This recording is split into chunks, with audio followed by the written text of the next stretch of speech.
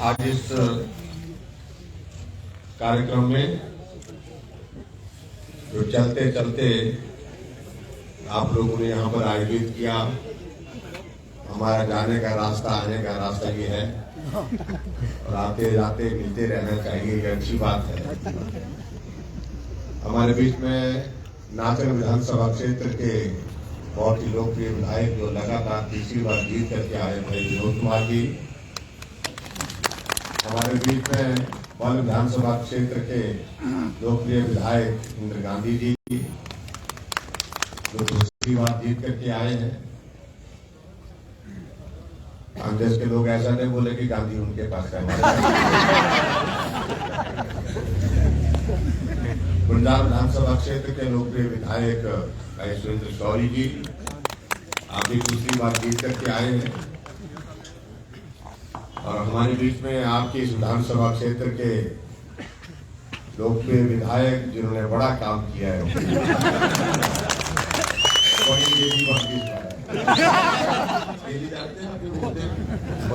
पेट की जो बड़ा गेंदी बोलते हैं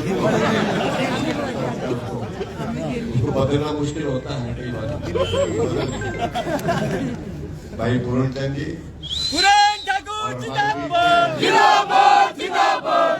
सरका घाट के विधायक भाई दिलीप ठाकुर जी और कसोग विधानसभा क्षेत्र के हमारे लोकप्रिय विधायक दीपचंद जी, सब आप लोग पहली बार देख रहे होंगे चेहरे में, बहुत सारे लोग मंडल के अध्यक्ष जी, पार्टी के सभी पदाधिकारी, उपस्थित सभी भाइयों बहनों नौजवान साथी, विधानसभा के चुनाव में रंग में इस बार बड़ा काम करने को था और वो काम कठिन भी लग रहा था, मुश्किल भी लग रहा था।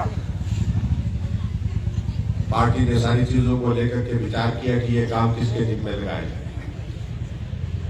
आखिरकार पार्टी में बहुत विस्तार से चर्चा होने के बाद तय हुआ कि पूर्ण चंद जी को इस काम को पूर्ण करने की जिम्मेवारी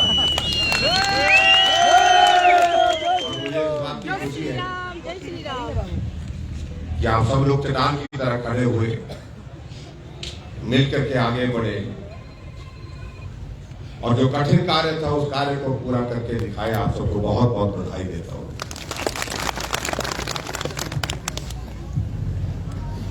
और आपके यहाँ का मुकाबला बड़ा दिलचस्प रहा, जिसको हम बोलते हैं ना, पहाड़ी बोलते हाथे बेटे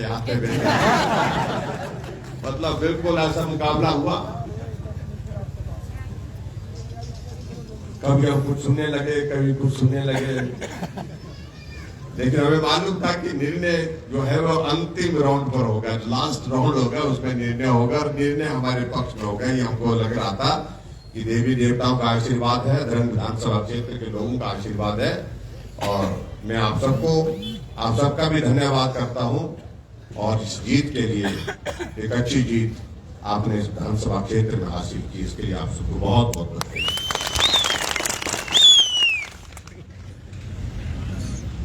अब मुझे उन सारी बातों पर नहीं कहना है जो यहाँ कांग्रेस पार्टी के नेता कहा करते थे कि अनुभव मेरे पास है और वो हमेशा इस बात को कहते थे सीनियरिटी भी मेरे पास है, एक्सपीरियंस। और मुझे तो कहते थे कई बार वो प्रेस कॉन्फ्रेंस करने के लिए मंडी, उनको एक से एक उनके रुचि का विषय था कि जहां से मंडी जाते थे, मंडी में प्रेस कॉन्फ्रेंस करते थे कि अनुभव की बातें करते थे कि अनुभव नहीं है बोलते। अब अपने मुख्यमंत्री के बारे में क्या कहना चाह रहे, वो तो मंत्री भी रहेंगे। अब तो 5 बार विधायक होने के बाद मुख्यमंत्री बने, हम मंत्री रह करके उसके बाद मुख्यमंत्री बने।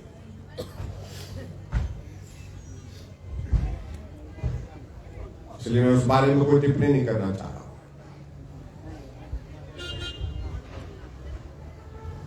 लेकिन मैं एक बात मैं जरूर कहना चाहता हूं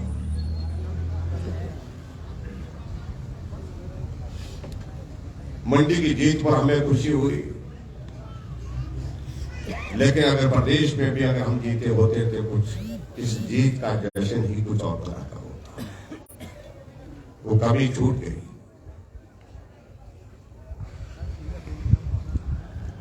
और उस कमी को हम महसूस भी कर रहे हैं। जिस तरह चट्टान की तरह खड़े होकर के हमारे मंडी ने साथ दिया, अगर ये साथ थोड़ा कहीं और से भी मिला होता तो आज हिमाचल प्रदेश में भारतीय जनता पार्टी की सरकार। सारी चीजों को लेकर के आकलन कर रहे हैं, असेसमेंट कर रहे हैं, कहां कमी छूट गई पर आज कहने की बात है।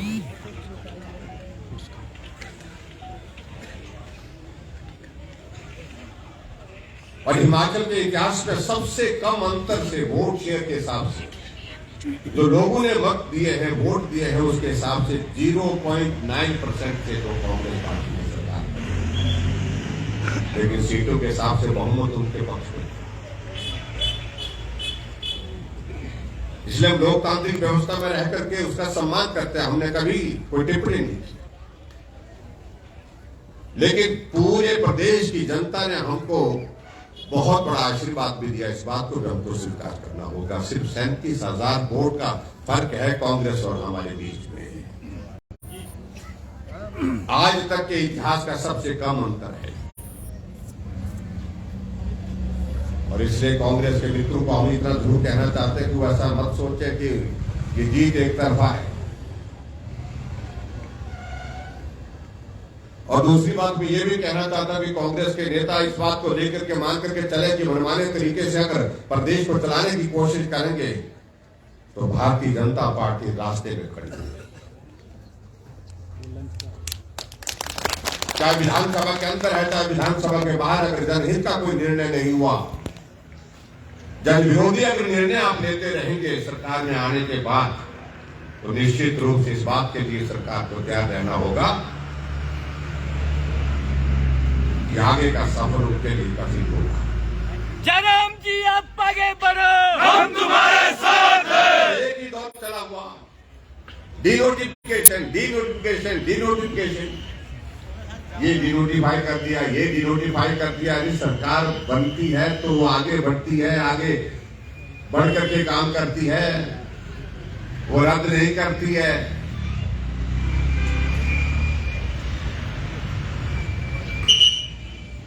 सैकड़ों की संख्या में संस्थान को पूरे प्रदेश भर में हमने खोले थे, जो जनहित में खोले थे, जनता की मांग पर खोले थे, उनको बंद करने का काम किया। और ये हिमाचल के इतिहास में पहली बार इस बात को आप देखोगे कि सरकार बनने के बाद 10 दिन के अंदर लोग सड़कों पर आ गए। हर रोज खबर होती है ये भी बंद कर दिया, स्कूल बंद, पटवार सर्कल बंद, पीएससी बंद, सीएससी बंद,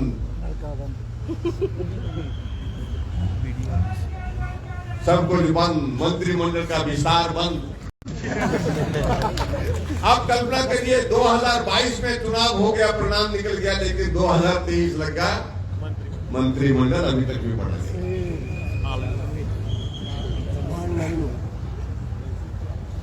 अभी तक हम यहाँ विधायक चुन करके आए, हमारी शपथ हुई नहीं है। शपथ एक हफ्ते के अंदर, 10 दिन के अंदर हुआ करती है, यहाँ 25 दिन के बाद शपथ हो रही है।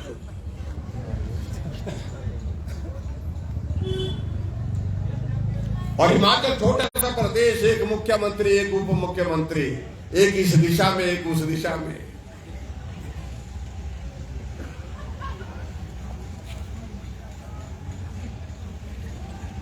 हम बोलते थे ना कि डबल इंजन की सरकार, बोले कि डबल इंजन की सरकार जो है वो एक दिशा में होते थे, आगे बढ़ने के लिए होते थे।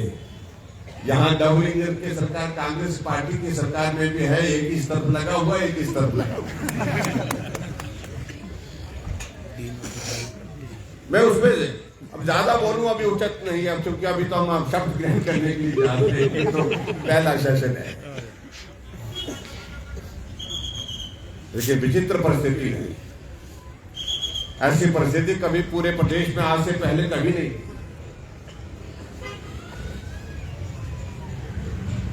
हमने एक बात कही है कि जनहित में हमने ये तय किया है कि अगर जनहित में आप निर्णय करेंगे, समाज के भले के लिए, प्रदेश के भले के लिए निर्णय करेंगे, भारतीय जनता पार्टी विपक्ष में होने के बावजूद भी आपको सहयोग करेगी। लेकिन अगर निर्णय के जन विरोधी होंगे, प्रदेश हित के नहीं होंगे, तो विधानसभा के अंदर भी और विधानसभा के बाहर भी आपके खिलाफ पूरी ताकत के साथ उतरेंगे।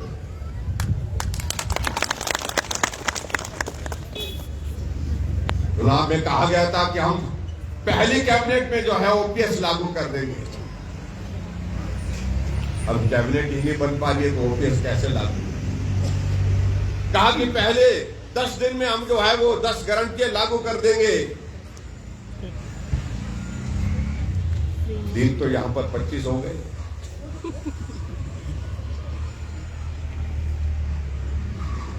कहा कि 1500 रुपए हर महिला के खाते में आएंगे,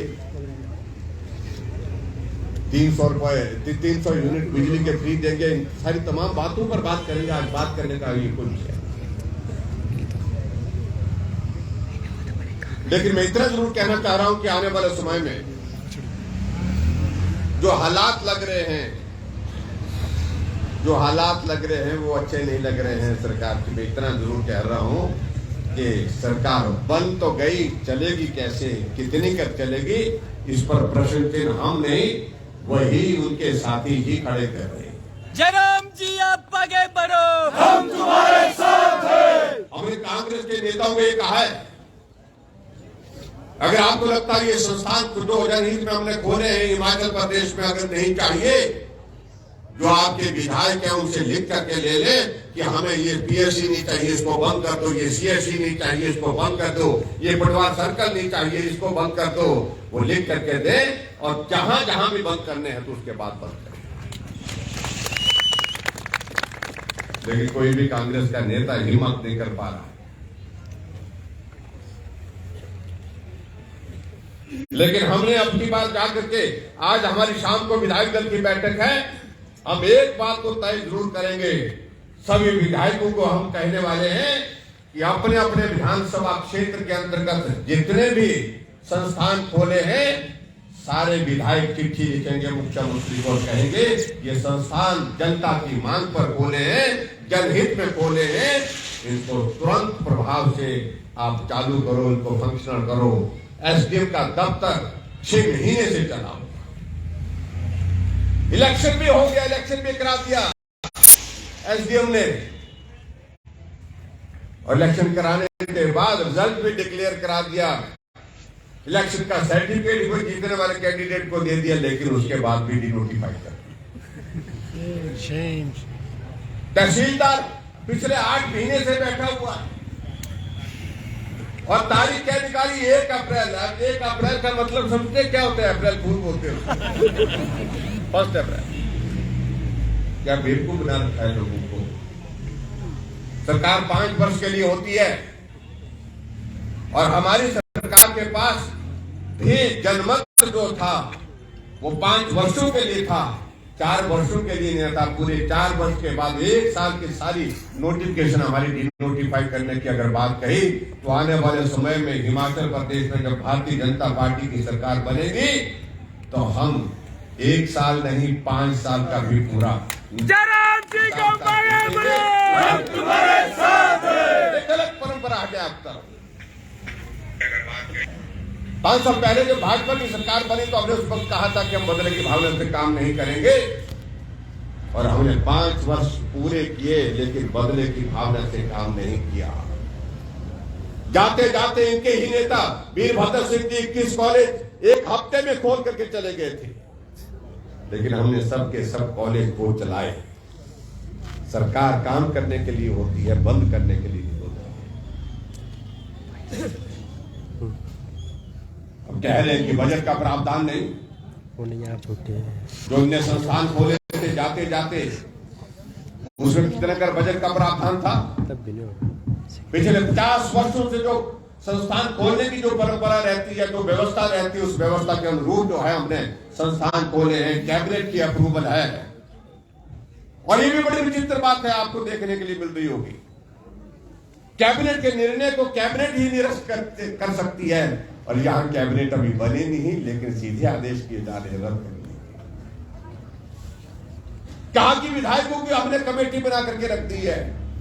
अरे विधायकों को तो अभी शक्ति हुई नहीं है, वो क्या रिकमेंड कर सकते हैं इस वक्त?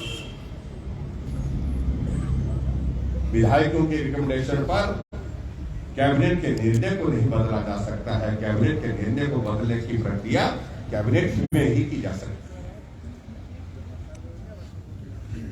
और ये मैं यहाँ के जो नेता जो अपने अनुभव का बड़ा जिक्र करते थे, उनके ध्यान में भी लाना चाह रहा हूं कि अगर मार्गदर्शन करना है अनुभव की दृष्टि से, तो अपने नेता का करें जो आपके मुख्यमंत्री जी, जिनको आप भूखे पकड़ाते जो धक्के खा रहे थे, लोग धक्का दे रहे थे उनको। मैं देख रहा था वीडियो भी आया सामने। तो मैं उस बारे में बहुत ज्यादा ना कहता हूं, मैं आप सबका इतना ही कहना चाह रहा हूं, आपकी इस जीत पर बधाई। और हम जब बात कह रहे हैं, हम पदे की बात कह रहे हैं, सरकार बनी तो है, लेकिन कितनी चलेगी, इस पर बहुत सारे प्रश्न उनके ही नेताओं ने खड़े किए, उनके ही लोगों ने खड़े किए। मैं सिर्फ इतना ही कहना चाह रहा हूं, कह रहे थे कि यहां पर ऑपरेशन लोटस, पत्रकार पूछ रहे थे ऑपरेशन लोटस तो नहीं हो रहा। हमने कहा उनका इनका ऑपरेशन इनके ही लोग करेंगे, इनके यहाँ पर लोग सर्जन कहीं बैठे हुए, और इसलिए थोड़ा सा इंतजार करें। और मेरा यही कहना है, मुझे लगता है कि वक्त बहुत लंबा नहीं रहेगा, और बहुत लंबा